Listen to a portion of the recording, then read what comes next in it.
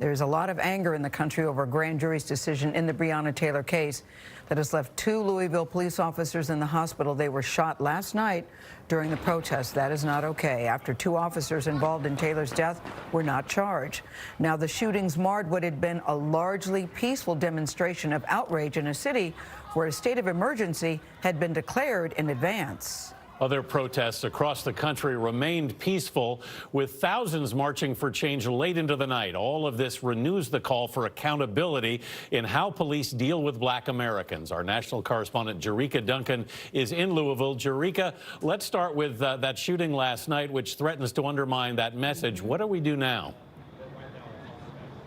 Well, you know, as far as those officers are concerned, they were transported to a local hospital with what appears to be non-life-threatening injuries. But as you mentioned at the top of the show, this is coming at a time when you have a city that is still grappling with the death of Breonna Taylor, and the news, the words from the state's attorney general that the officers who killed her were justified. Officer down, right there. Officer down. It was a frantic scene around 8:30 last night after 2 Louisville police officers were shot. Interim Police Chief Robert Schroeder says a suspect is in custody. One is in alert and stable. The other officer is currently undergoing surgery and stable. Breonna Taylor! Although protests started peacefully, some people set trash cans on fire. Around 100 people were arrested. The protest came after months of waiting for a decision in the killing of Breonna Taylor. Former Louisville detective Brett Hankison was indicted for his alleged conduct, but not related to Taylor's death. Kentucky Attorney General Daniel Cameron. The grand jury voted to return an indictment against Detective Hankison for 3 counts of wanton endangerment for wantonly placing the 3 individuals in apartment 3 in danger.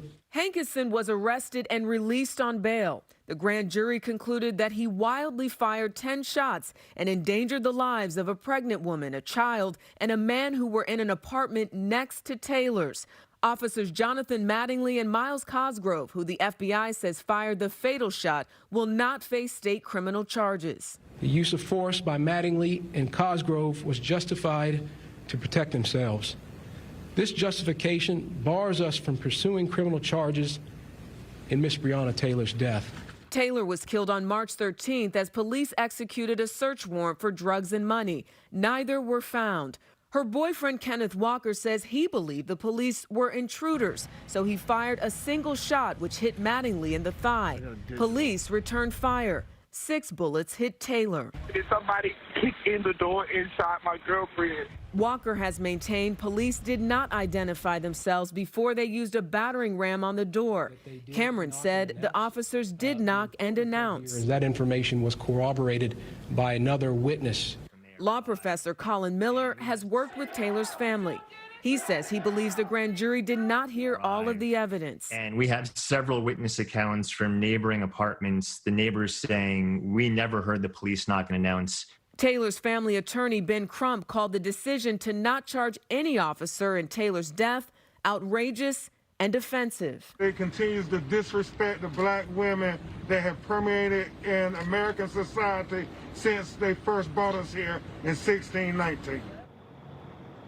The FBI is also conducting a separate investigation looking into whether or not police legally obtained that search warrant. And that's not all. Hankison is also being investigated by an FBI-led task force for allegations of sexual assault unrelated to the Breonna Taylor case. Gail? Jericka, thank you.